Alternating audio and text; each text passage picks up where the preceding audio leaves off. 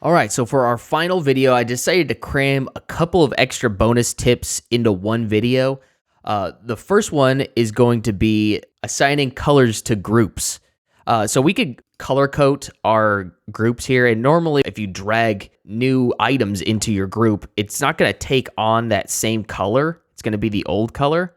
So that being the case, how do you change the colors of all these channels at once without having to go in and manually switch it to green every time? Hopefully that you get the right green on the first try.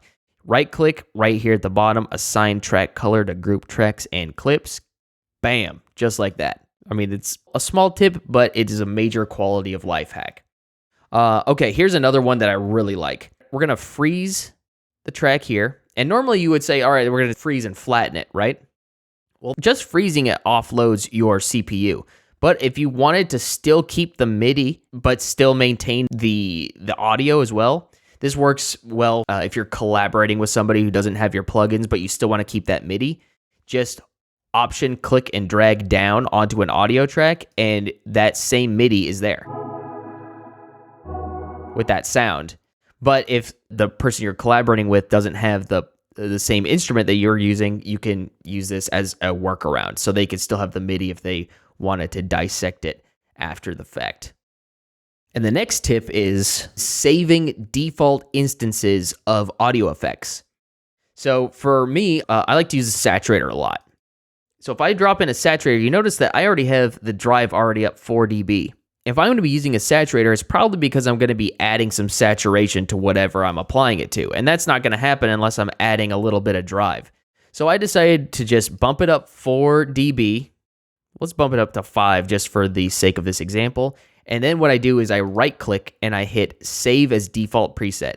And it's going to say, are you sure you want to overwrite it? And you're going to say yes. And then next time I load in a saturator, it's at 5 dB of gain. The next one is the capture device. You can play along with whatever loop you're working with if you're just freestyling.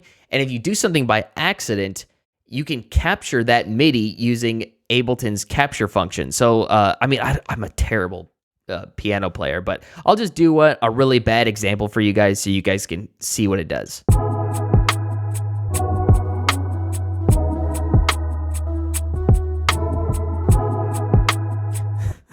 Terrible. So yeah, you can see there is my MIDI that I played. The super awful, terrible MIDI. And you can go in and then obviously quantize it and do whatever it is you need to do there. But this is great for when you're finger drumming as well. If you've got like a drum rack, you're playing along and you came up with like a couple of accidental grooves where you're like, oh, that was really cool. The capture button, it's right up here, right up next to this the session record button. And the final tip, which is the most boring tip, but I wanted to end with this because it's probably the most important, is read the dang manual, you guys. The manual is, okay, and I'm not going to sit here and say that it's an easy read. I think it's like 800 pages long, but it is worth the read. You find so much cool stuff in the manual that you wouldn't otherwise find. If you have a Kindle, you can export the manual as a PDF and put it on your Kindle. And as you're reading, you can highlight all of the different things that you found out that you didn't find out before. I always say that it's sort of like reading a manual to your refrigerator. Like you sort of know how it works, but Ableton has so many more cool features than your fridge. You're going to read through and you're like, yeah, I know how to press play. Yes, I know how to create a new MIDI track. Yes, I know how to load samples in. But there are going to be a bunch of little tidbits that you're like, oh, I didn't know you could do that. And those are the little hacks that you could show your friends and share with other people in videos on Sonic Academy someday. All right, you guys, thank you so much for watching all the way to the end. I really appreciate you guys sticking through all of my tips. If you guys did go on to enjoy this course, I got a bunch here on Sonic Academy, and there's like a ton more from a bunch of other talented instructors too. So thanks for watching, guys.